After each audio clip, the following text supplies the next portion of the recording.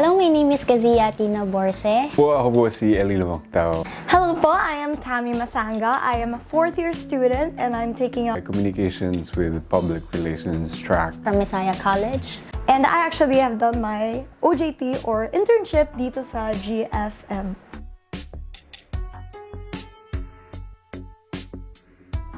Nalaman ko po yung GFM dahil po sa professor po namin, si Dr. Marlene Del Rosario, the founder of Messiah College Foundation, Inc. And during that time, I was looking for an internship, OJT, from a company or an NGO that I will learn talaga, parang discover something new. At nung nag-start po ako na magtrabaho dito sa GFM as an intern for multimedia department, na-realize ko po na kahit sa likod ng camera, malaki po ang pwede nating magawa. Nagulat po ako na may organization po palang ganito na tumutulong po sa mga kapwa nating Pilipino, manggagawa abroad, at lalo na po binibigyan halaga or importance ang Panginoon. Bilang isang intern ng multimedia department, natutunan ko pong maging matatag, lalo na kapag may mga ini-interview po kaming mga OFW, distress or abused OFWs. Kailangan namin ipakita na meron silang kakampi at masasandalan. Pwede nating i-share sa kanila yung love ng Lord and care ng Lord.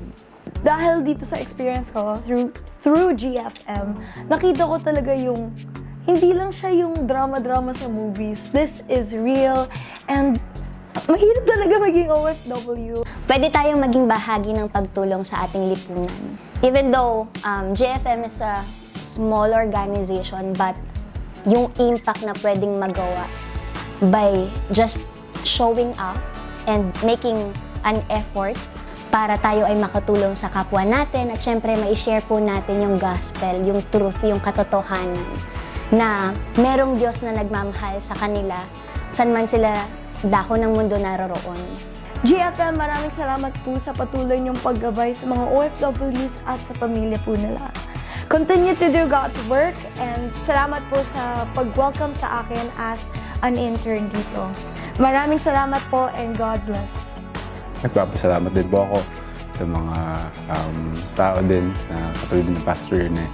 And lalo na yung family atmosphere o na hindi ka magsasawa pumasok sa GFM at tulungan ang mga taong nangangailangan, lalo na pang spiritual.